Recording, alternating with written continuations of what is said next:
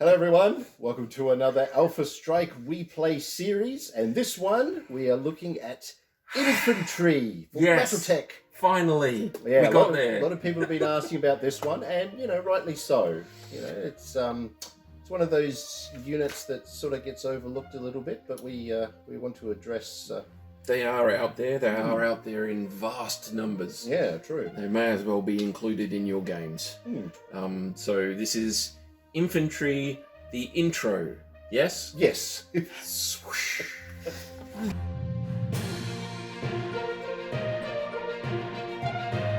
In this one here, in this little intro video, we're basically going to outline what we're going to address in the series.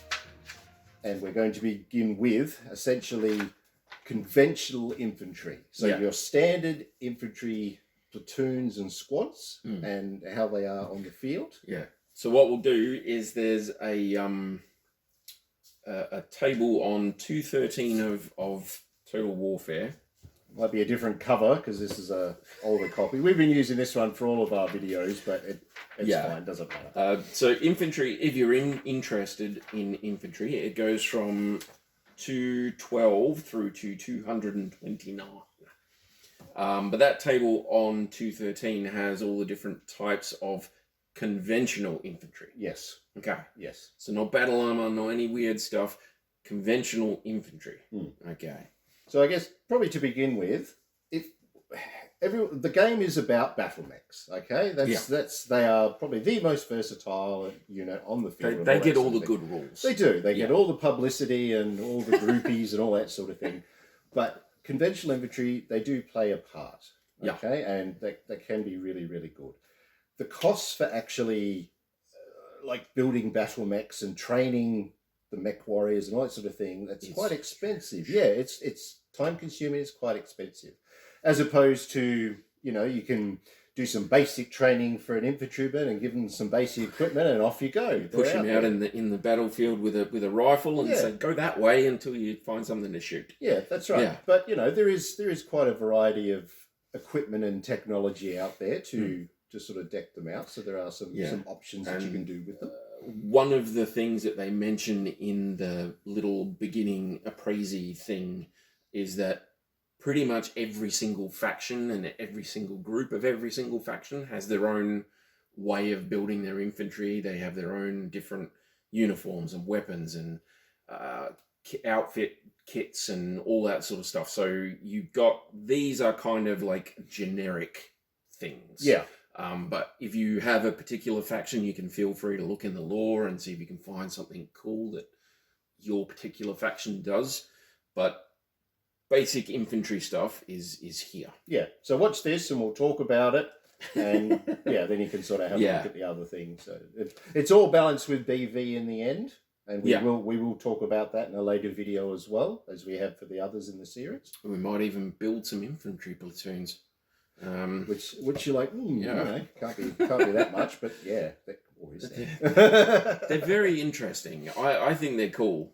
And you can probably see from that table the different types, and importantly, number one, how fast they go, so their ground movement or their movement. Number two, the number of troopers in Innisphere and Clan units of that type. And number three, the one that I'm most interested in, is how much space they take up. Yeah. In tons. Yeah. You've got foot infantry. Now, these are all conventional infantry platoons. Okay? I'm driving that home because this stuff confuses me sometimes. There's conventional infantry platoons, which you see here. You've got foot infantry. You've got motorized infantry. You've got jump infantry.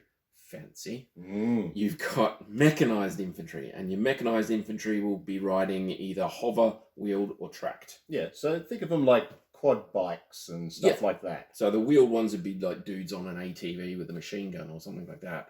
Yeah. So they'll zoot out to where they need to go. They'll go, and then they'll zoot off to where they need to be back. Yeah.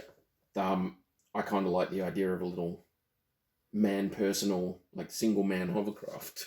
Just definitely hover bikes and stuff like that. Who doesn't love a hover bike? Just zipping out places. That's kind of cool. The jumping horses really like mechanized infantry. Yeah, the hover bikes and things like that. I mean, they just love infantry, period. So that'd be definitely one of the clans to consider if you like the idea of mass troops. I am definitely warming to Hell's Horses. Yeah. Haha. Ah, dear. So we'll probably mention the word squad as well. Okay, so squads are sort of, a platoon is made up of X amount of squads. Again, it depends on which faction you're with and all that sort of thing. So there will be cargo if you read some of the technical readouts for some of the vehicles and things like that, they'll talk, especially the VTOLs, because they're quite popular for transporting infantry. They might only have enough tonnage space for a squad, which is usually about 7 troops, something like that. So for the Innisphere, it's usually lots of 7 that make up your numbers. And that's something that I worked out, actually, was the ferret. I think I mentioned this in the ferret video. Go back and watch it. Because it's only got the 1 ton, it can take 1 squad. Yeah. So there's the platoon is 28 troopers. Yeah. And takes up 3 tons. The squad is 7 troopers, which means there's 4 of them to a platoon, and they take a ton each. Yeah. It's not just the person, it's also their equipment and everything as well. So they do. But see, that means if you can carry a full platoon, you're better off by 1 ton. Yeah, for sure. Yeah. So think about it. But yeah, there's that. I think the vast majority of the inner sphere ones are grouped into 28s. And like I say, the specifics for different factions, even different units within a faction will have different levels that they put things at. Yeah. So if you want to get lore specific, then you can go and find that out. But most of them are 28 for an inner sphere and 25 for clan. Yeah. They reduce it a little bit for jump infantry, and they muck around with it when you give them like bigger weapons. So the LRM guys will have lower numbers and that sort of thing. But that's right. Yeah. Mostly you're looking at around that. Battle armor is a slightly different story. So there's a table on 214 there, which is battle armor organization weight table. So the troopers are basically 1 ton each, and they have a different number for the different things. So there's 4 in an inner sphere group, there's 5 in a clan troop, and there's 6 in a Comstar or Word of Blake. That would be a level 1, wouldn't it? I think so. Yeah. Okay. Yeah. So there'd be 6 battle armor troopers in a level 1 of battle armor. Yeah. Yeah. So basically, battle armor, for those of you who haven't sort of seen anything, it's basically an individual in a suit, an big armored suit, and they'll have maybe weapons for anti-personnel, they'll have anti-mech, they might have some sort of missiles or mines we're looking at, pop-up mines. Some of them are designed for underwater combat, and there's lots of options. The main thing to remember is that when we're referring to a lot of the rules and things in here, that infantry follow a lot of the standard rules that all the other units use for, for like, what we're talking about. Target number. Target numbers and things shooting, like that. All of that sort of stuff is still basically the same. They've got their own specific rules for things, which we're going to go through, obviously, in the series. Yeah, so conventional infantry units use the same weapon terminology as other units as defined in combat, which is page 113 in this book. Yep. And all applicable rules apply. Yep. So, they do have different sections which have different rules or modifications of the rules for each one. But we're going to go through them. That's our series plan. That's what we're going to do. Yep.